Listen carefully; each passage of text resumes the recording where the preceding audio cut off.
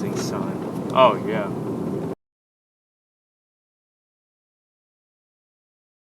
Alright, welcome back to the channel everyone. Thank you so much for tuning into this video. If you're new to the channel, my name is Sir Smack and I'm a Porsche enthusiast. I love maintaining my vehicles, and now here we are. So first things first, you're going to want to put your soft top into service mode. If you have a hard top like I do, go ahead and take that off and then just put your soft top into service mode like I do here.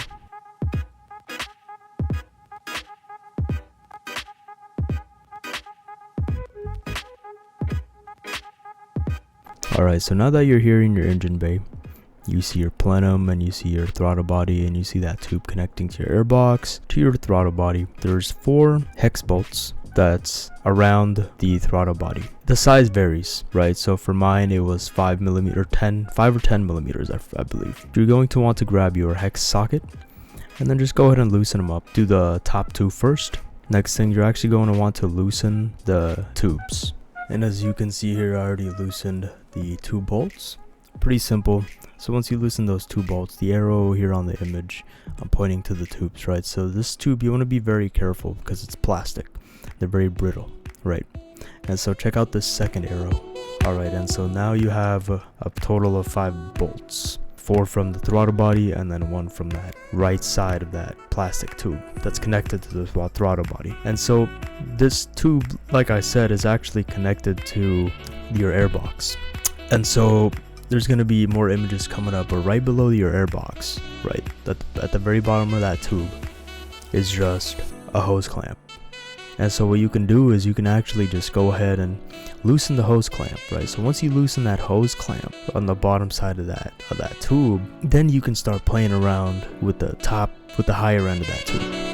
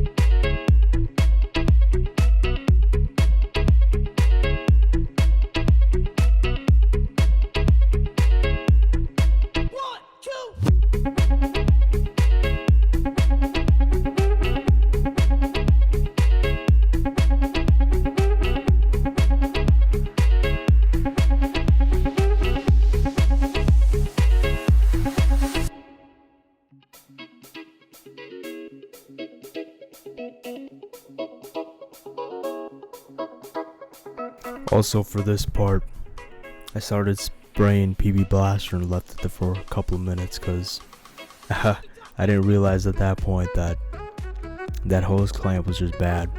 It was just bad. And so I ended up going to, what was it, Home Depot to go grab some more new hose clamps.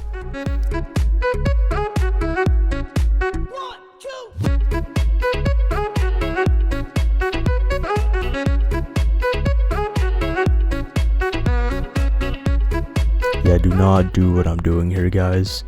What I'm doing is I'm trying to remove that pinch type hose clamp that's connected to that tube. Do not try to take that off. Keep that within that tube. Trust me, you definitely have a lot of playroom when you just remove the hose clamps on that tube, but keep that pinch type one on there. You'll be able to clean the throttle body, as you guys can see here.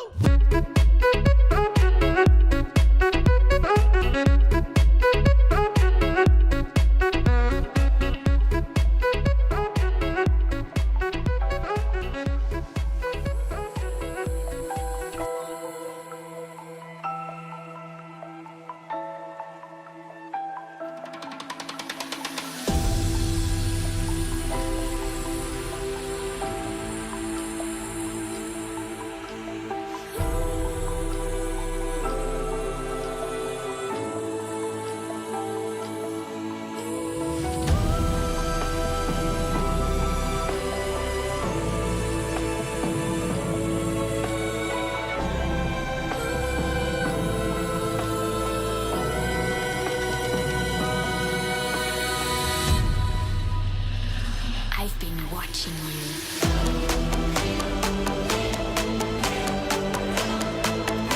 Just come to me.